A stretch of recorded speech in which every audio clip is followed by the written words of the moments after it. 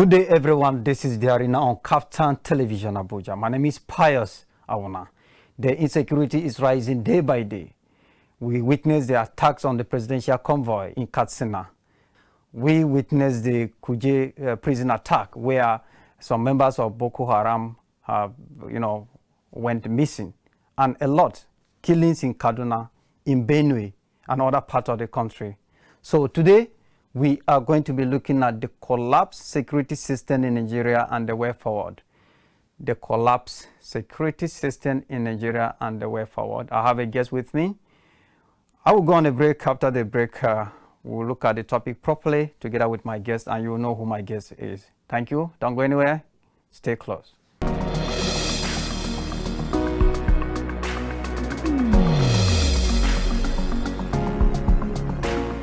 Back from the break. Don't forget, this is the arena on KAFTAN Television Abuja, and the issue we are going to be looking at today is the collapsed security system in Nigeria and the way forward. Insecurity in the country is what is affecting everybody, and we are experiencing this in almost on daily basis. It's either there is an attack in Kaduna or Benue State or even in Abuja and everywhere. There is no single day you wake up that you will not hear of an attack, either by Boko Haram or bandits or herdsmen and so on.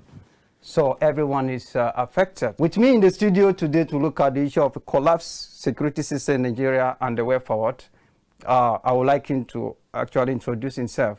Yeah, good to be here. My name is Igho Akeregha. I'm a member of the Nigerian Union of Journalists, the Nigerian Guild of Editors, an affiliate member of the Commonwealth Journalists Association, and of course the Committee to Protect Journalists. Incidentally, also I wear many caps. I'm also the president of the Civil Liberties Organization here in Nigeria. So it's good to be with you. Thank you very much for coming on the program. Yeah. You have heard the little I've said about insecurity in the country. In all killings by Boko Haram, bandits, Fulani herdsmen, and the rest, none of them has been arrested and brought to book. What exactly is happening? Well, that is a good question. There is a global challenge currently, global challenge of insecurity. But that of Africa, particularly Nigeria, has been very exceptional. Exceptional because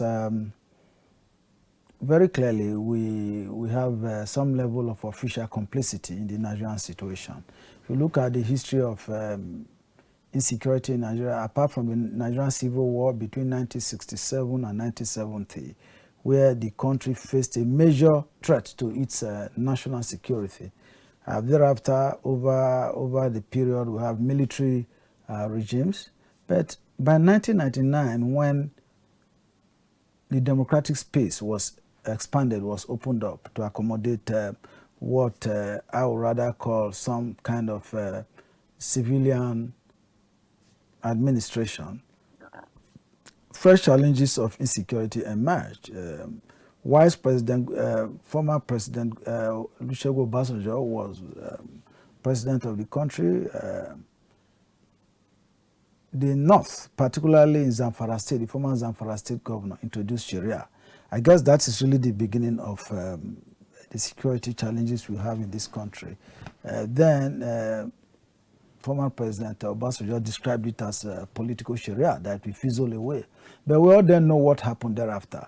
From there on, we saw Mohammed Yusuf, who became the founder of Boko Haram, was executed, was killed by Nigerian security forces. And then his renegades, his loyalists, his foot soldiers and lieutenants decided to take vengeance on the Nigerian state. And it began to migrate from one stage to the other. And then eventually, Boko Haram then affiliated with ISWAP, Islamic State, West African Province, and then Akeregha and all of that, and then invited their ranks into the country.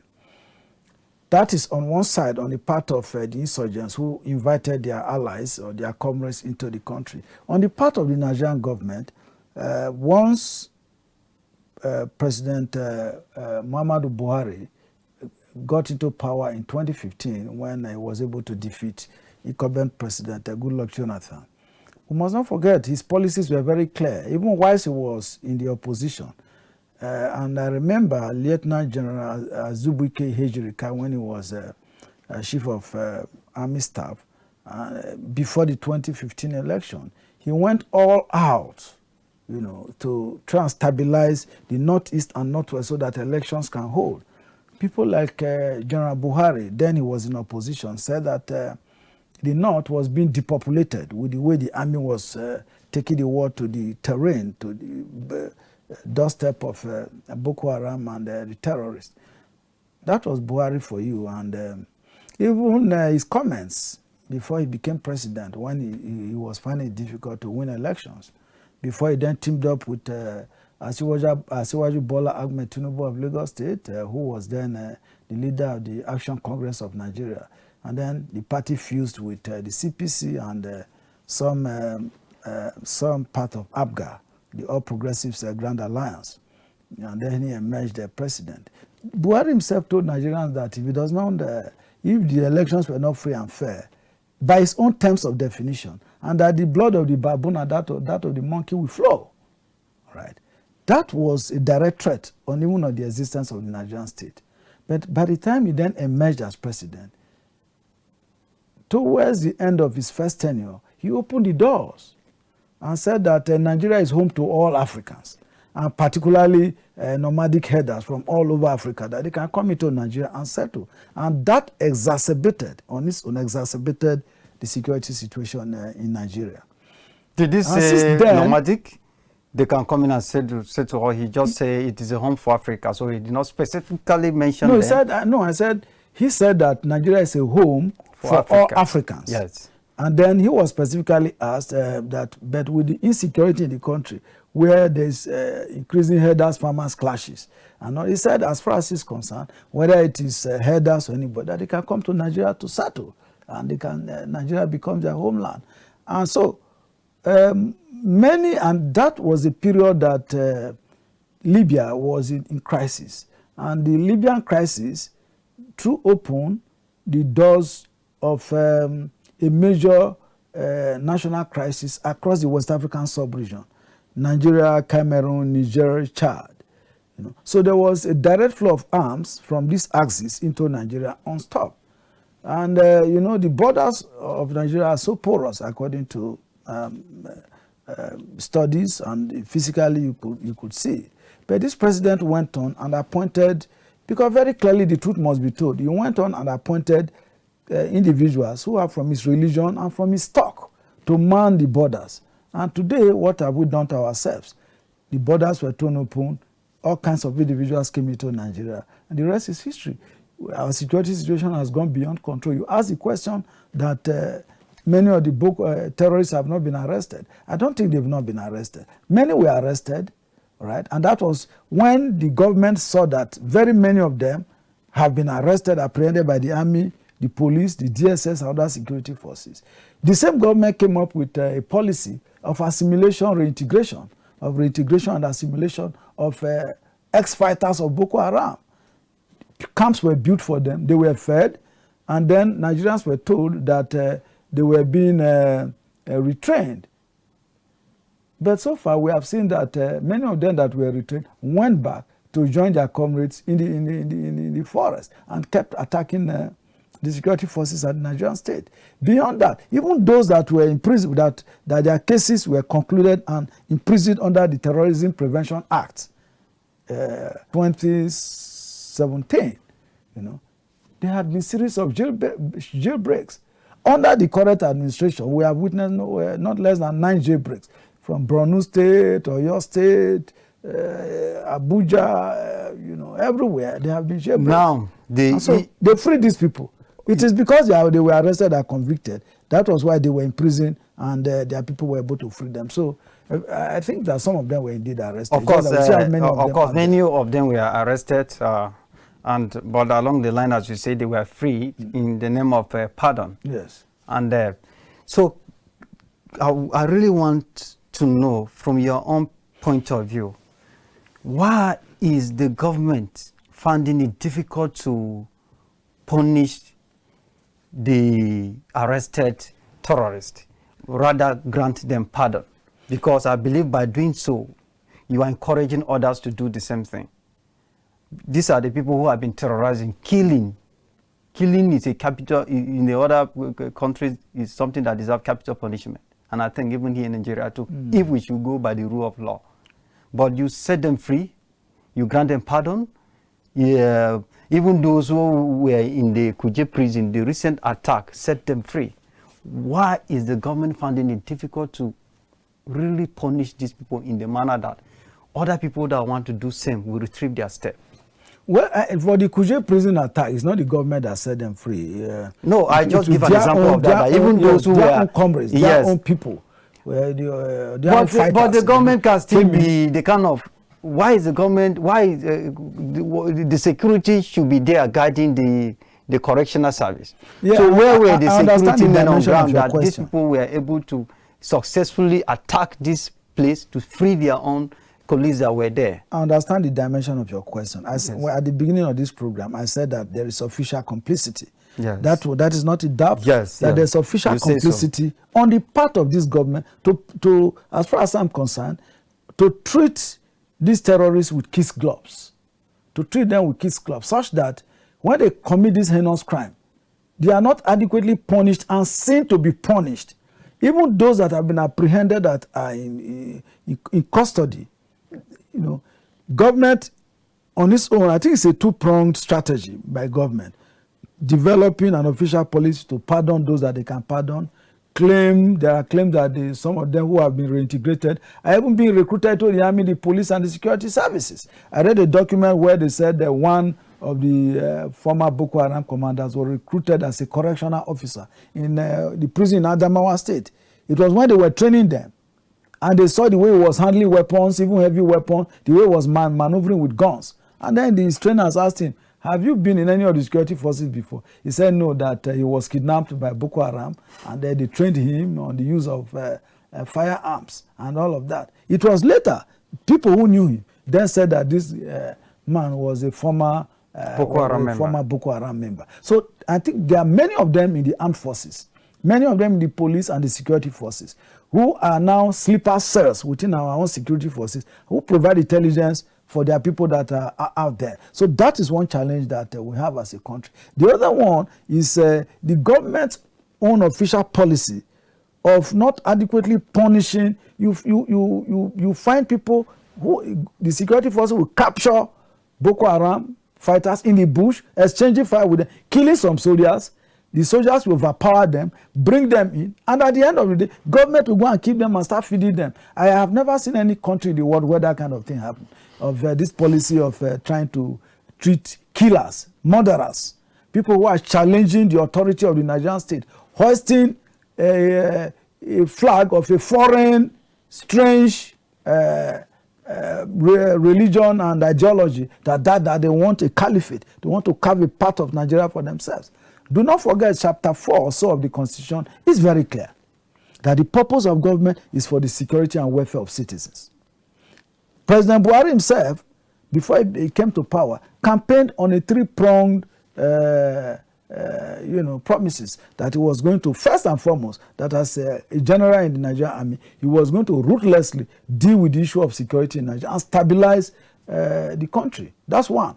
That he was going to take out corruption, and that he was going to frontally tackle the economic challenges in Nigeria and provide jobs for teeming Nigerian youth. On all of these three promises, the president has failed very woefully and disastrously, to the extent now that he's even overwhelmed. You could see that on his way to Senegal, a day after the attack on the Kuje prison, he merely branched the place, took a walk around, and what did he say? He said he was talking about nemesis will catch up with those who committed the crime, and he was advising them to change from their bad behavior and become good citizens. That was what the president said. Now, the President Governor of Benue State, Governor Samuel Otom, was one of the first people that called on the federal government, and in fact also accused the federal government of not doing enough in the area of tackling the insecurity in the country.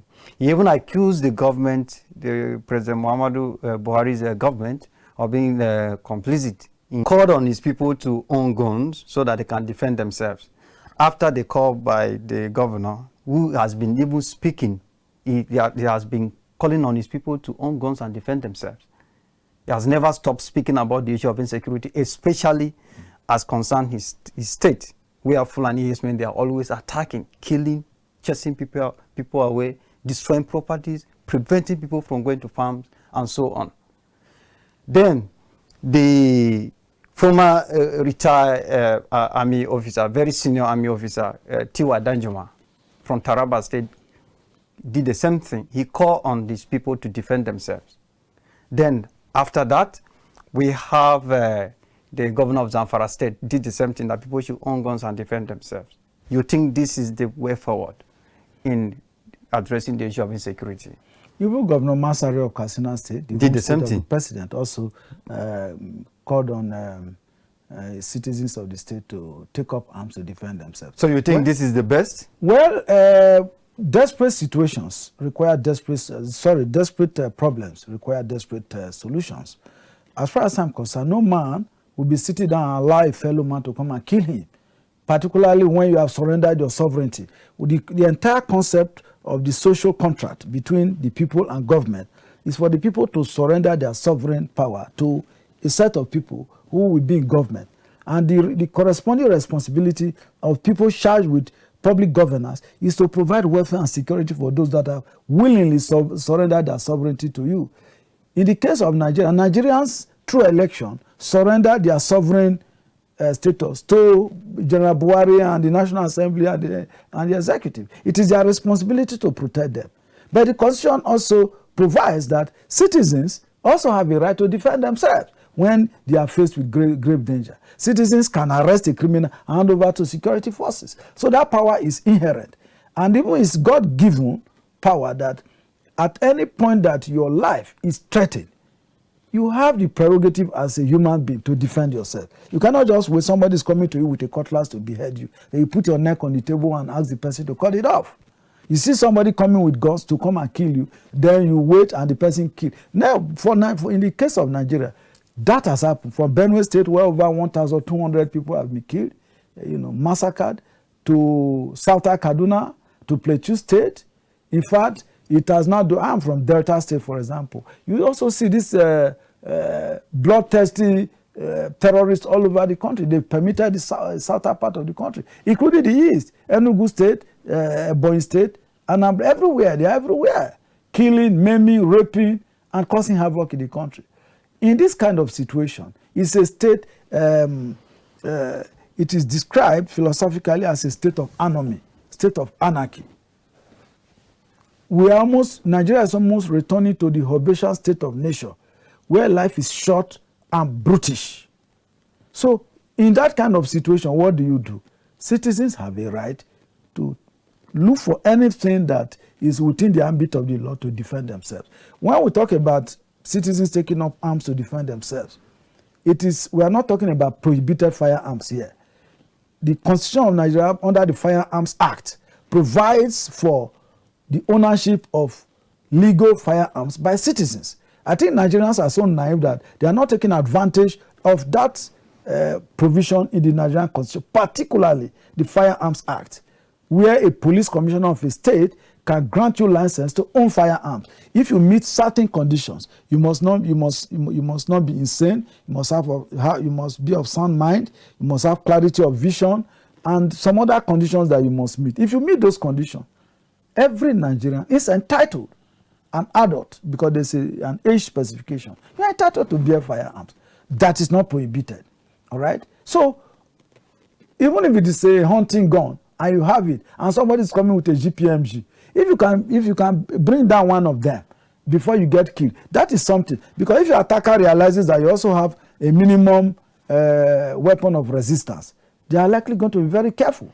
These people that have called on the citizens to own guns and defend themselves, they are actually leaders.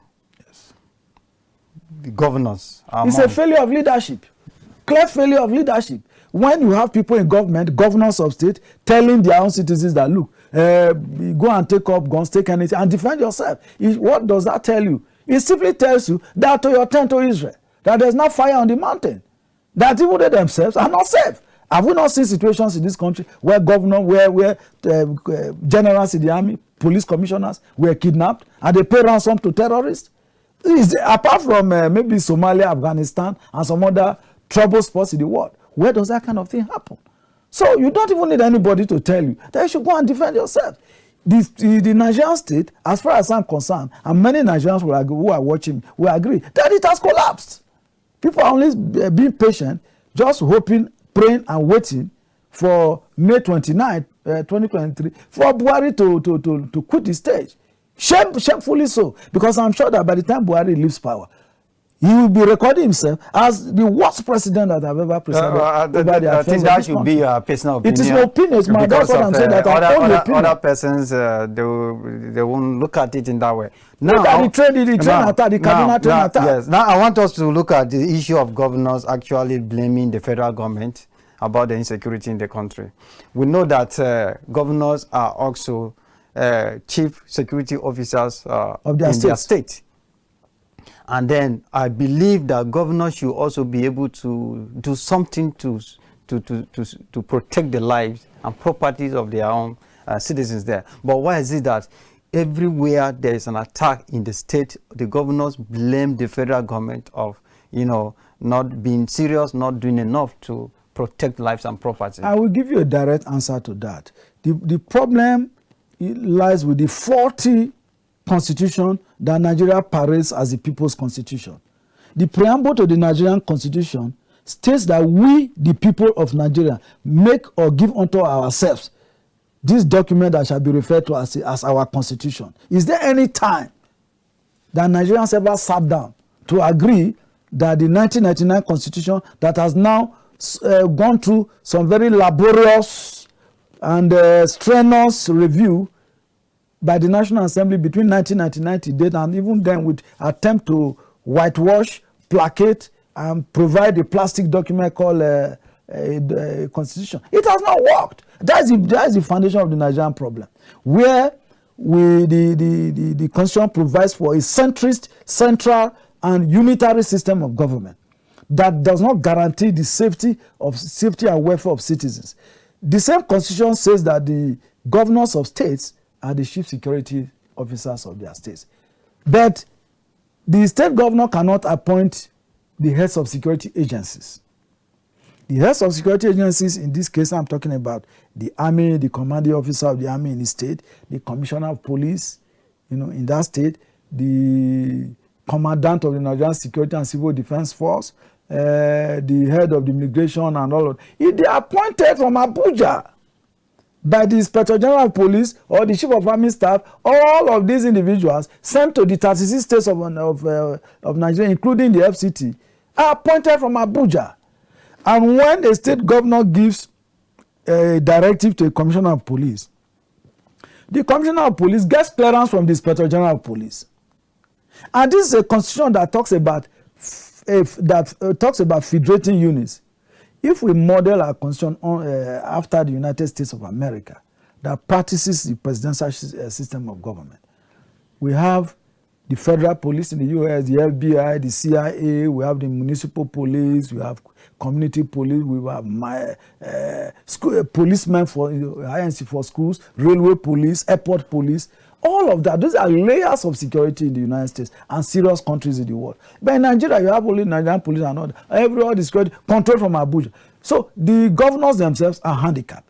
But I also think that the governors have a window. The governors themselves have a window to set up security apparatuses that you do not call police. The Constitution said that there shall be no under police force anywhere in the country other than the Nigerian police force.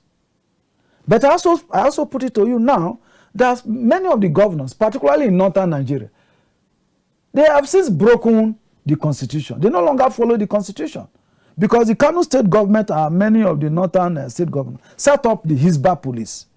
What is the duty of the Hisbah police? The Hisbah police is to enforce Sharia code in accordance with the Islamic religion. That there are certain things you cannot do under the Islamic religion that are obnoxious, anatemic, and unacceptable. So, who is to enforce all of that? The governors in the north does not rely on the Nigerian police to enforce that. Even when the constitution proclaims that Nigeria shall be referred to as a secular state. A secular state is a state where everybody is free to practice religion, everybody is free to exercise their fundamental rights in accordance with their own innate belief and values. And all of that. I understand. I believe. But let me just add this. When the Southwest governors tried to set up a Motekun, you saw the resistance from the north and some other parts of the country, asking them that they cannot do that. But yet the same people established the Hisbah police. Yes, okay. So you can see the contradiction. Your point is taken, and I believe the federal government or many people will say the issue of the federal government controlling the security officers in the state, it could be as a result that when you give that opportunity or power to the governors, they will abuse it. And we can see in the other state where like the governor has the power about the local government chairman. In some states, they don't even conduct election. They just keep appointing caretaker chairman of the different local government. And even when the election is done, as the federal government not abuse the police, of course, federal government we cannot arrest Boko Haram, we cannot punish them. It's because the federal government controls them. If a state governor is controlling the police, he can ask them to go into the forest and flush people out. You are right. We are coming back to discuss more about this. We are going on a break to come back and continue with the discussion. So don't go anywhere. Stay with us. We'll continue after the break.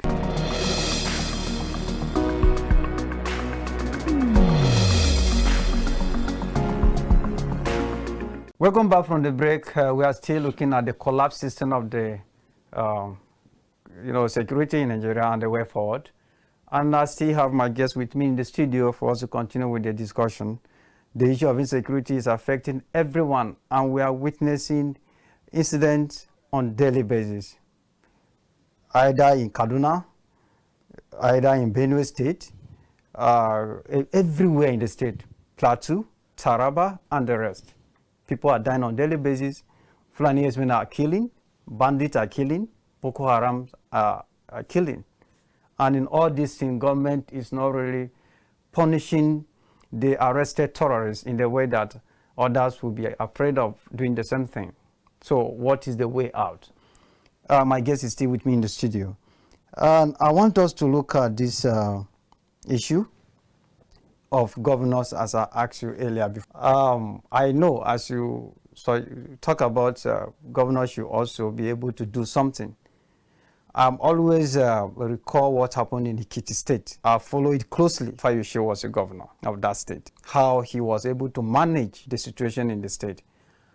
There were some attacks recorded by herdsmen, attacks on communities, and the governor came out with a policy that all the herdsmen in the state, they should register. They were registered and they were given specific areas where they should stay.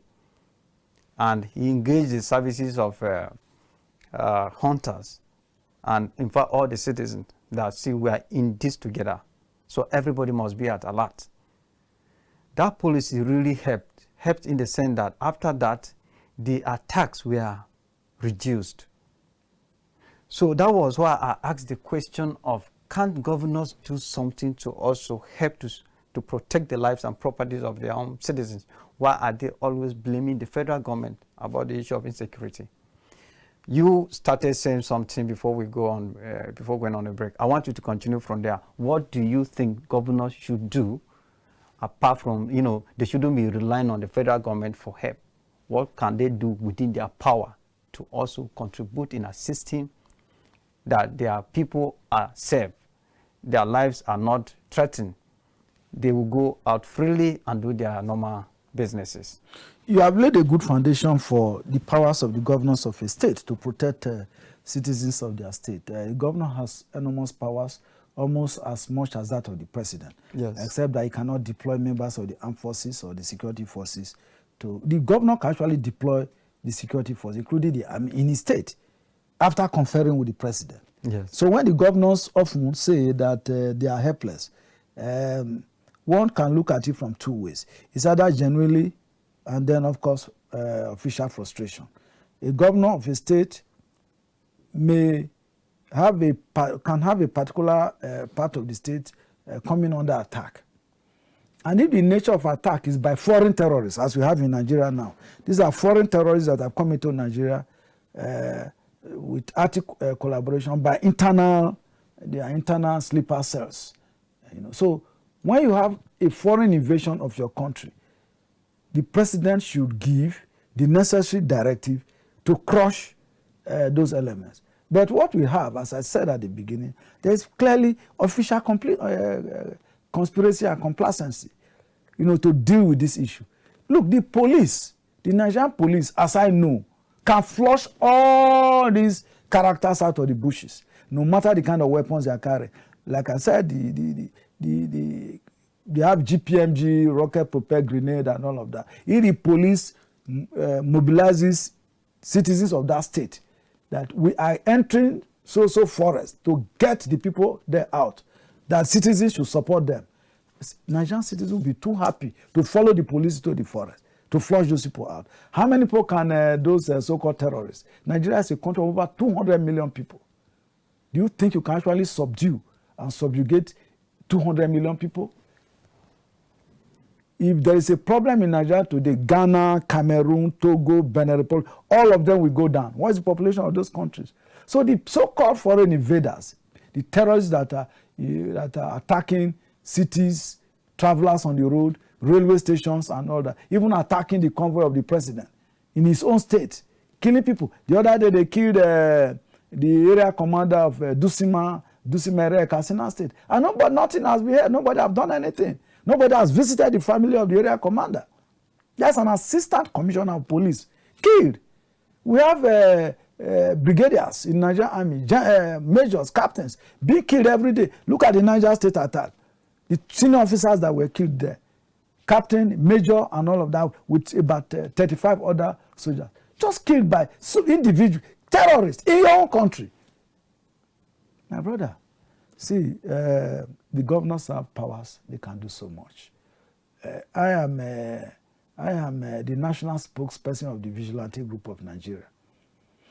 The Vigilante Group of Nigeria bill has gone through first, second, and third reading at the National Assembly. I waited the president's assent. The Vigilante Group of Nigeria has over 1 million members that have been trained by the police, the DSS, the army, and the civil defense. What is the president waiting for? To sign that bill, deploy those 1 million VGN members to support the police and the army to get into those forests and flush those people out. But the president has not signed the bill. That the vigilante members, as if you read the papers every day, you see vigilante members being killed all over the country. These are individuals that are not earning any money. They are just passionate about laying down their lives in defense of their fatherland, of their homeland. Of course. So if armies we have soldiers are being killed in the field, that they even have all it takes to better firepower and all of that. The vigilante people, at best, they carry pump action rifles and so on. It's very unfortunate. This issue of insecurity is something that is very, very, very bad, and we hope that we should be able to overcome this thing very soon, because we cannot continue living like this as a country. Nobody is safe. Nobody is safe. The president is the commander-in-chief of the armed forces of Nigeria. If President Buhari today says that enough is... Because anytime there's an attack, whether mass killing in Benue, he calls the security, they get into the villa and he shouts them, this thing must not happen again. And then the following week, they go and kill more people. He calls them, this thing must not happen again. That is the... And then they have a prepared statement. Yes. Now, by Shehu and the rest, yes. They simply remove the name of the state and then fit in, the president condemns the killing of this. What kind of nonsense? There's no country in the world where that happens. It's an impeachable offense for citizens to be killed, and the president has not resigned. Of course. Now, 2023 is very close, and we will be having our general elections to elect the president, governors, senators, and other people that wanted to represent us to pilot the affairs of this country. And we are having all these attacks here and there. Do you think it will be safe for Nigeria to go out and vote in 2013 general elections? 23 general elections. Already the country is not safe. I will enjoin Nigerians to brace the bullets, brace the attacks, to go and vote and remove these people from power. Because that's the only way. If they are doing all this to scare people from coming out to vote, then it means that they will continue, or their proteges or their cronies will continue in power in 2023. So if the whole idea is to scare people, I'm so grateful to Nigerian youths that many of them are already turning out in large numbers for the continuous voters registration exercise to obtain their permanent voters card. That is now the instrument of power to change these tyrannic, bloodthirsty people that we have in power. Because that's just what it is. You can't have people you elected presiding over the murder of their own citizens, and they do nothing about it. Clearly, nothing is being done. So is it safe for the citizens to go out and vote? The citizens should go out. 2023. No matter what it is, they should come out in large numbers from February next year to cast their votes for the candidate of their choice. But I also enjoin them that anybody who has been part of this rot, part of this mass murder, Nigerian voters should have the courage to reject such pensions next year. Forget about their money. They've looted, stolen so much money. The monies they've stolen, the billions and the trillions, belong to all of us. It is not their money they are giving to you. They simply steal so much and give you peanuts. Take their peanuts and vote against them. And stand there and ensure that your vote counts, so that we can flush, we can like Donald Trump said in prayer to the U.S. election, so that we can drain the swamp. We need to drain the Nigerian swamp, clean them, take all the sharks out, so that we can have leaders, patriotic leaders, who will come and preside over the affairs of this country and stabilize the security situation, enforce the rule of law. If you break the law, you face justice, no matter whose horse is God. In South Africa, Jacob Zuma was sent to prison. In Israel, when you break the law, you go to prison. African leaders in other are punished. Look at the recent example in the United Kingdom. Boris Johnson, during COVID-19, simply had a small tea party in his own residence. And Britons were so angry that you told them to stay in their homes while you were inviting people to have a party. For this reason, you've broken the law, you must leave. What has happened? Boris Johnson has resigned as the British Prime Minister. That is the way it should be. That should be the standard practice all over the world. And Nigeria cannot be an exception. People cannot come and preside over the affairs of Nigeria with official impunity and says that nothing will happen because you are under force of arms. It's either you are a commander-in-chief of the armed forces, in this case, the president, the vice president, the governors, the senators. They blow siren everywhere. They beat traffic, They take all the security forces to protect themselves while they move around and leave me and you to the vagaries and the forces of nature. For this, you can't even drive on the road anymore. Abuja is not safe. Abuja is the nation's capital. It is obvious, is it safe? It is obvious that the government is not doing enough, and not just the federal government. If I'm talking about the government, even the state government, yes, they are not doing enough in the area of, the insecurity, trying to see how to address it. So, but it's unfortunate. Now, I want you to suggest the way out, looking at the election coming close. What would you advise that government should do so that at least citizens can feel safe to go out and vote? Because the way it is scaring. If the convoy of the president is being attacked, and if the governors are calling on the citizens to own guns and to defend themselves, so what of the ordinary Nigerians?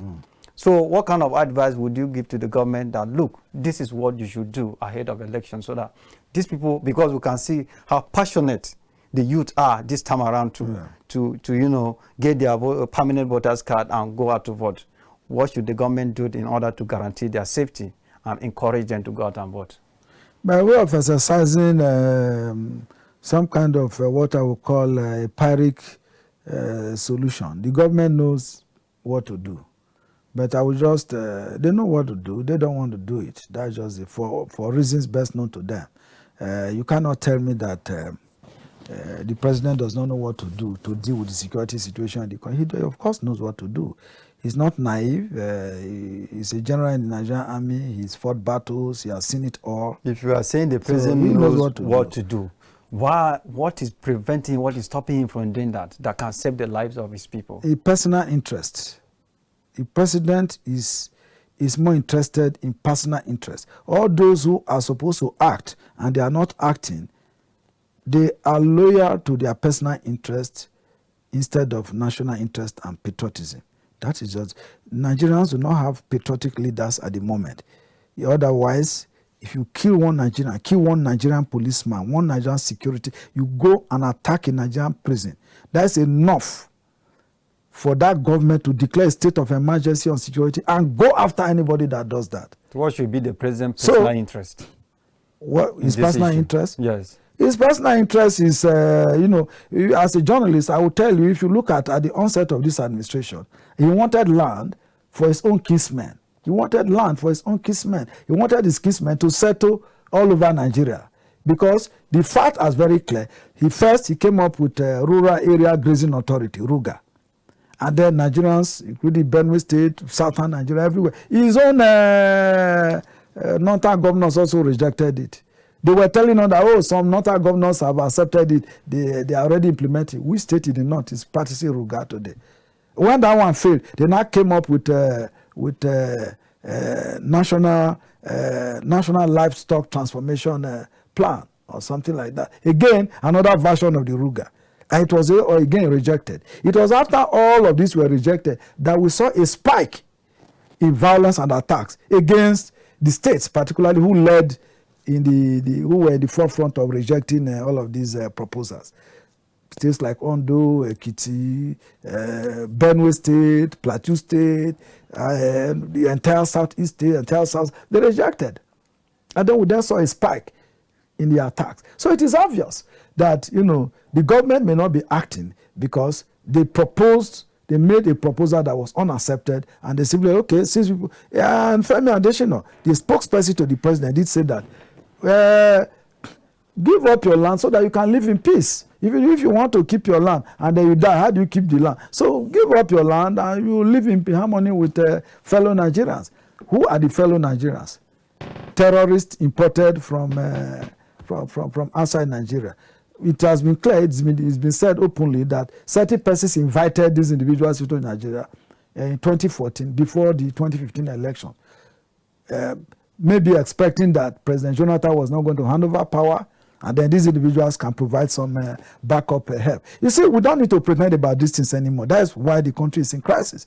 People are not speaking from the two sides of their mouth. Nobody wants to speak the truth. The truth and the reality is that our security forces have been overwhelmed by people who were brought in from outside the country, you know, and enjoying the protection of the state.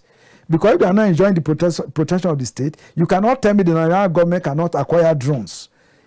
Why should they even send policemen and soldiers to go and die confronting these terrorists who are hiding in the bushes?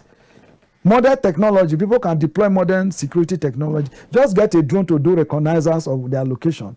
And then send armed drones, they call them unarmed area vehicles, UAVs. Arm them, and they will take on these terrorists wherever they are, and they will smoke them. Many of them will not even run into the town. Then at that point they can be apprehended and dealt with.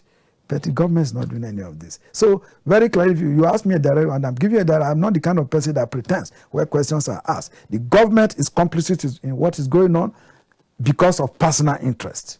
Personal interest either for religion or for their own kinsmen, to have some kind of advantage over others. But I tell you, Nigeria is too big for anybody. It's not about me, it's not about you. You will be here today, you will not be there tomorrow. What posterity are you leaving behind? That's what it is at this moment. The issue really is, if you are in public service, deliver good governance, deliver justice, deliver equity. What is good for the goose is good for the gander.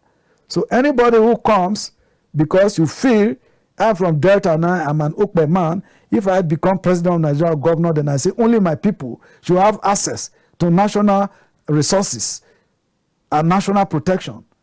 Then what if I live there? What happens to my people? The person who succeeds me, if it's not from my place, then he can also go after my own people.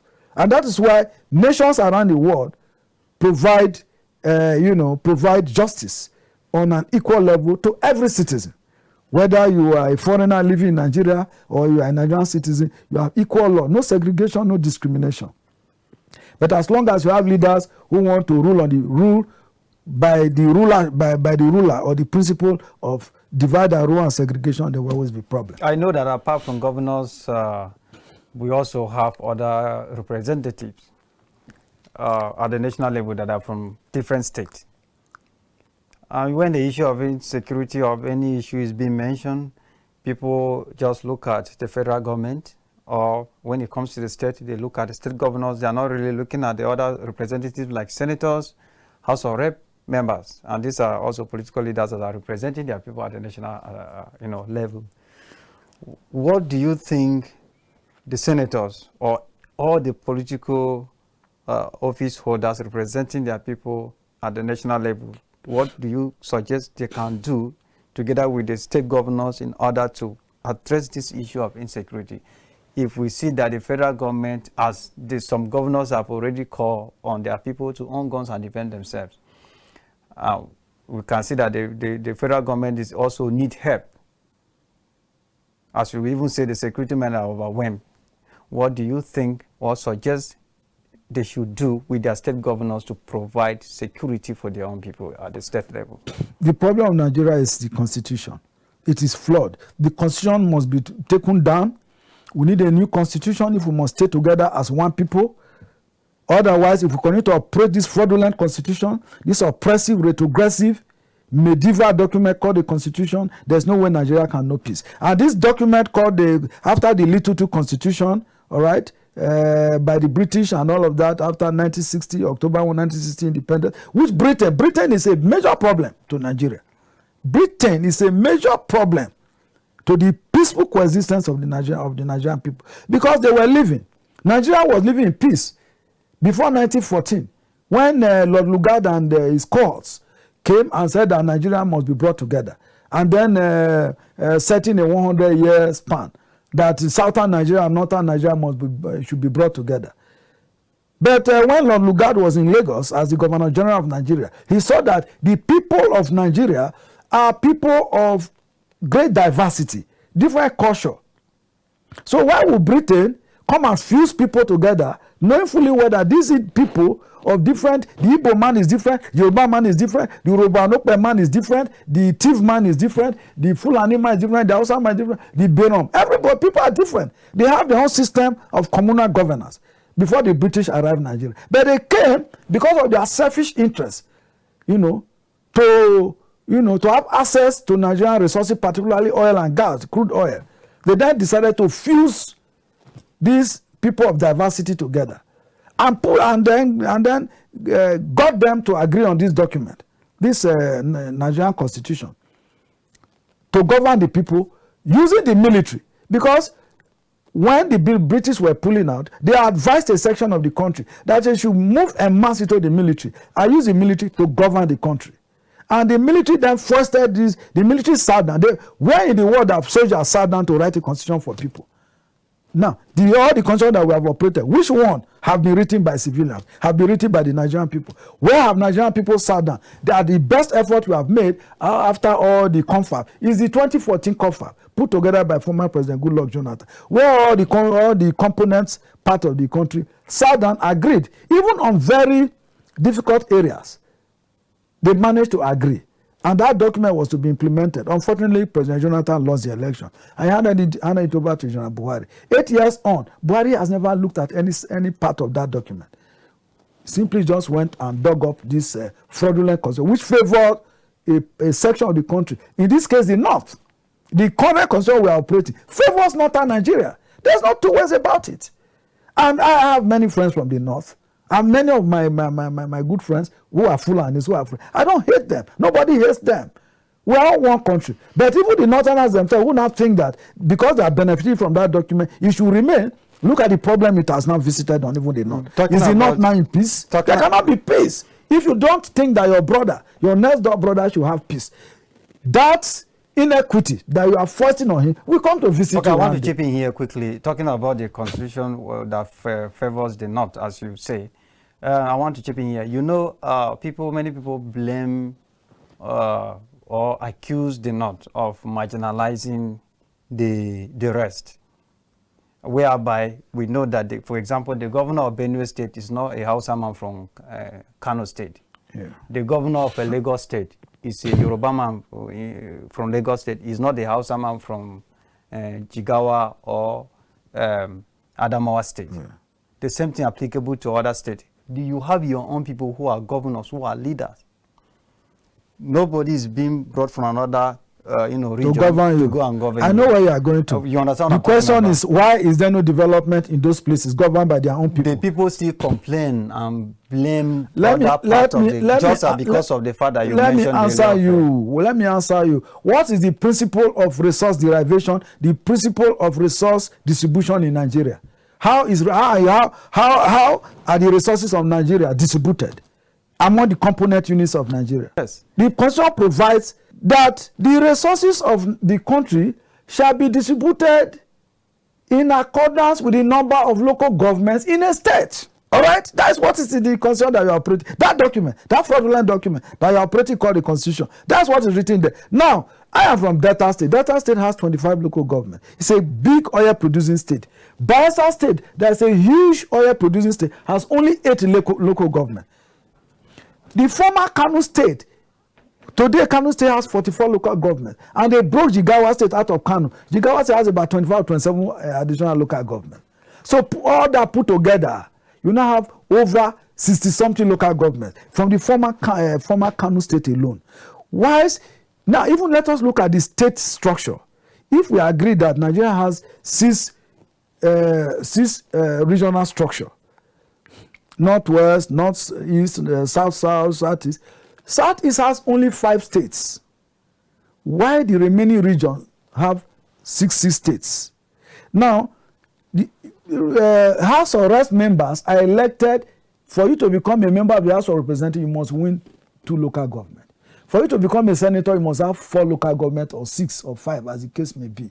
Now, you can see the injustice and the inequity. Now, Bayelsa with 8 local governments, Bayelsa with 8 local governments. We have fewer numbers of House of Reps and then senators, along with other states in Nigeria that have fewer numbers of local governments. Compared to states in the north that have large local government, they will not come to the National Assembly with many House of Reps members and senators. So if you are to vote, for example, in the National Assembly for certain bills, for certain laws that will benefit all Nigerians, the first consideration to people who have majority will not be, does this law that we want to pass, will it be favorable to our people? If it's not going to be favorable, because they have majority, they all put up their hands and vote it down. That's the problem we have in Nigeria today. When the flag bearer of the current flag bearer of the APC, Asiwaju Bola Ahmed Tinubu, was governor of Lagos State, and Olusegun Obasanjo was president of Nigeria, Lagos State has 25 local government, and Tinubu felt that was an injustice to the state, and he created 20 more local government, or 22 more local, to make it 57 local government. Obasanjo rejected it, even though Obasanjo was a Yoruba man. He knows that if he allows it to go, the Southeast will agitate for additional state, more local government and all that, and then the North will be angry because the North will already put pressure on him. So that's the problem we have in Nigeria. I appeal to our northern brothers and sisters to allow the South create more local governments. The Southeast, the Igbos, have 1 additional state so that all the regions can have 60 states. Let Benue people have access to their land to do their farm. Benue is the food basket of Nigeria. You think that can solve the issue of insecurity in the country? It will, to a very large extent. And then, of course, state police. A state governor should have the powers to recruit his people to secure his own state.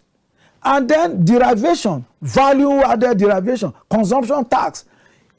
If Lagos State is generating tax from people who smoke cigarettes and drink alcohol, do all kinds of things, they should be able to spend the money generated from that state. Like Yeson Wike said in Rivers State, when he tried to challenge the FROS and then the consumption tax, when I went to court. If you say you don't drink alcohol, for example, why will you benefit from the process of alcohol? It's simple logic.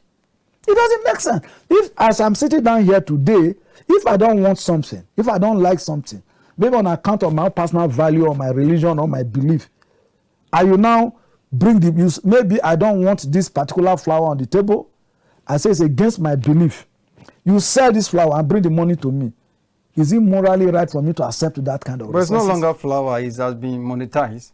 So no, it's more, where the value of that resource is coming from somewhere. It's coming from something that I dislike, that I don't want to taint me or to touch me. So morality, we suggest or we demand that I reject it. You cannot cherry pick that I want this, I don't. But when it comes to money, you take. When it comes to say no. Look at Abuja where we live. The minister is saying that all the gardens and should close by 7 p.m. Knowing fully well that when workers close by 5, to while away the pressure of the country is too much. Yes. And the people just sit in the garden. Not everybody goes there to drink alcohol or to. They sit in the garden to while away time, to network, meet friends. But because of a sadistic behavior, you say everybody should shut down and go home. What kind of country? Nigeria say the constitution say that Nigeria is a secular state. Okay. Secularism demands that I should be allowed to live my life the way I choose to live if I'm not breaking any law with the way I'm living my life. Okay, well, that is the way it is. Okay, now from all that we have discussed so far regarding the issue of insecurity in the country, what would be your last word before we call it a day? Well, my last words and my suggestion is that Nigerians are very happy people. We don't have this kind of problem before now. Yes, under former President Olusegun Obasanjo, Yar'Adua, Jonathan, the problems were there, but they were managed. Why is it that President Muhammadu Buhari came to power and Nigeria went up in flames? We are not in Nigeria, everywhere is burning. Why are we inflamed? So I suggest, the president said that he was going to finish strong. My interpretation of that statement was that he was going to correct some of these imbalances, stabilize the country, and hand over a safe, prosperous country to the incoming administration. But the signals and the indices of what I see does not suggest, I'm not convinced that the president wants to do that. This is a president that said that I'm for nobody but for everybody. But he has shown that it's not for everybody. That is for some people, by everything that he has done so far. Because he himself has said that when he was responding to a question by journalists, that how can people expect that majority of those who vote for him will get 90-something% of development. Those who didn't go and vote for him will get 2%. So that already suggests segregation. Let the president come down from his high horse, realize that he's a father to everybody in this country, that Nigerians are tired of the bloodletting and unnecessary killing of innocent people. Women, children are being maimed, killed everywhere. People can't go to farm. People are now hungry. Look at the prices of food have skyrocketed. Value of the naira has crashed. The president should chase everybody away from the bush. If you want to live in Nigeria, come and rent a house. Pay house rent. Pay utility bills. Stay. Let people see your face and know you. You can't be staying in the bush and saying that you are a Nigerian. As far as I am concerned, anybody who has taken the bush as his dwelling place is an enemy of the Nigerian state. Okay, let the president come down from his high horse and realize that he's the father to everyone. I like that. Your name again before we... My name is Igho Akeregha, a journalist, member of Nigerian Guild of Editors, member of the Nigerian Union of Journalists, and president of the Civil Liberties Organization. Thank you very much for coming on the program. It's a pleasure. This is where we call it a day on the program, the arena of KAFTAN Television Abuja. Join us again next week, same time for another edition of the program. For another interesting edition of the program, same time next week. We call it a day here. Thank you for watching.